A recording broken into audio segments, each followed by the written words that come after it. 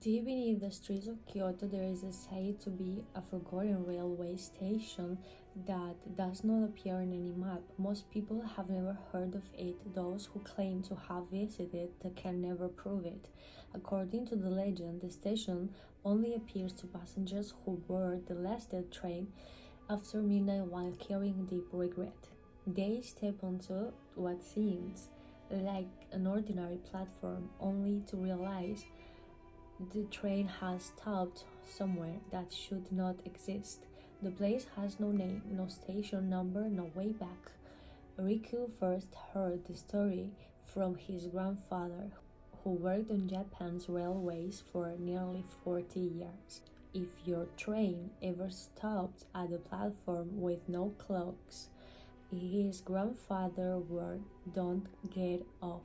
Riku always laughed at the story. Years later, after his grandfather passed away, he found himself riding the final train home after another exhausting day at work. The carriage was nearly empty. An elderly woman slept quietly near the window. A businessman stared at his phone. A teenage boy listened to music.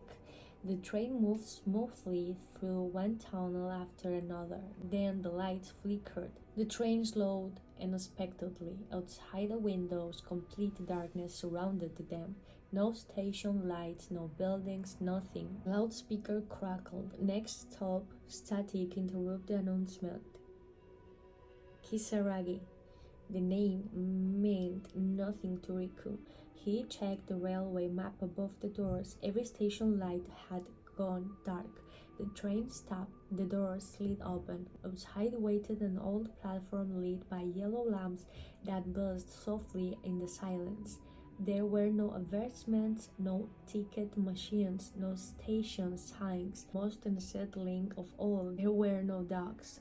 Riku remembered his grandfather's warning and stayed seated.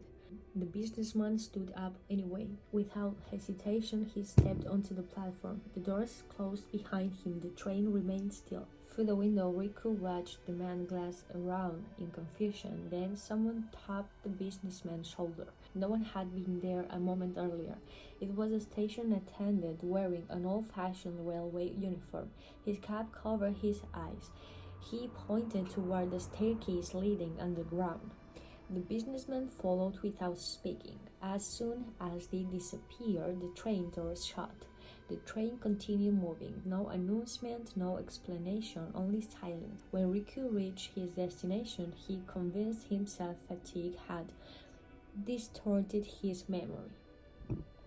The following day, he searched every railway map available. There was no Kisaragi station anywhere in Japan. Curiosity slowly replaced fear. A week later, he boarded the last train again. The same carriage, the same nearly empty seats, the same flickering lights. Once again, the announcement, next stop static, Kisaragi. This time, only Riku remained on board. The doors opened. The platform waited, empty. Without fully understanding why, he stepped outside. The train departed immediately, disappearing into darkness. The station became silent. The air felt strangely heavy. His phone displayed no signal. Even the battery percentage had vanished. Instead of numbers, the screen showed a single word: wait. Riku searched for an exit. Instead, he found an old wooden ticket gate. Beside it stood a timetable covered with names. No station names, people's names. Hundreds of them, each line included a date. Some were decades old, others were recent. His eyes stopped on the final entry. Riku Hayashi. Tomorrow, a cold breeze passed through the station. Somewhere in the distance came a sound of approaching footsteps. Not one person, many, dozens. They walked in perfect rhythm. Riku followed the sound into a long underground passage lined with cracked white tiles. The corridor seemed endless. Every few minutes, another tunnel branched away into darkness. Each contained identical signs pointing nowhere. Eventually, he reached another platform.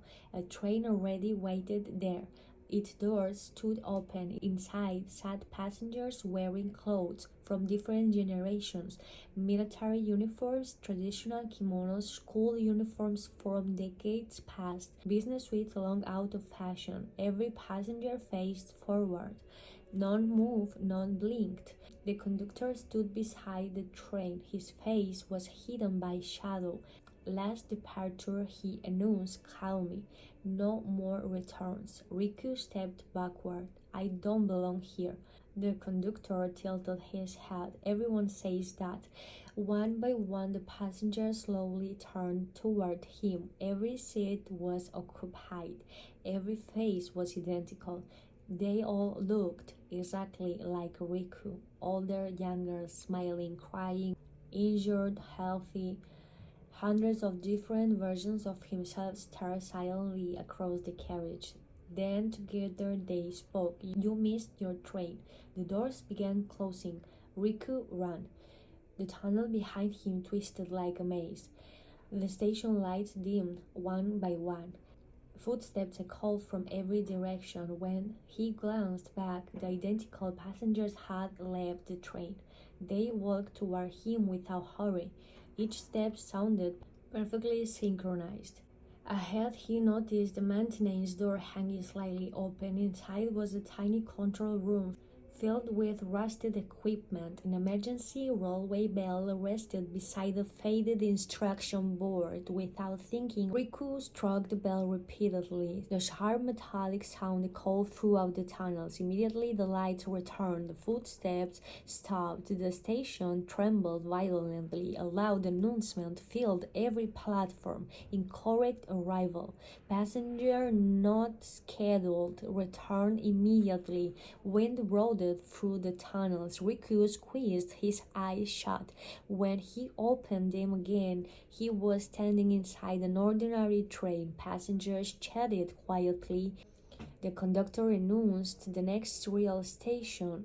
Everything appeared normal. Riku hurried off at the next stop.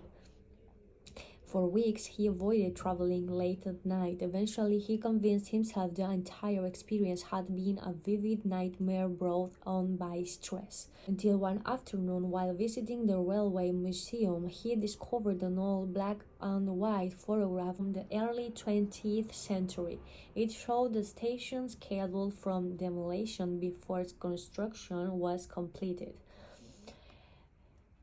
The information plaque explained that the underground platform had never opened to the public after a fatal tunnel collapse killed dozens of workers. Its official name had been removed from railway records. The photograph showed the station entrance clearly.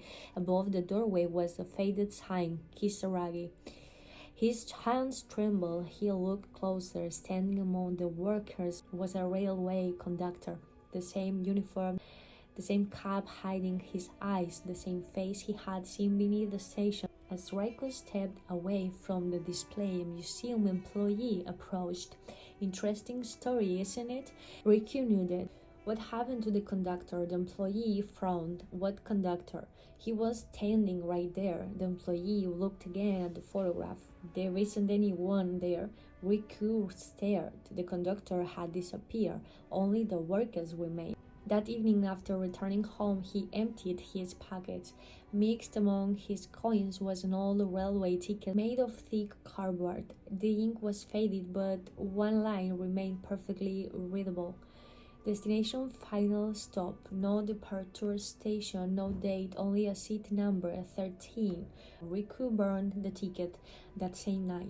The cardboard curled into ash within seconds. Yet every year on the anniversary of that strange journey, a fresh ticket appeared somewhere inside his apartment.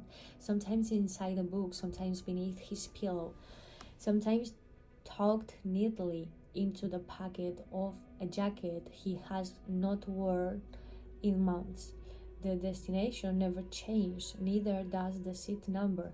And whenever the last train passed his apartment after midnight, he can hear a distant announcement carried through the darkness. now boarding. He has never looked out the window to see if the train is there. He is afraid that one night the doors will already be open.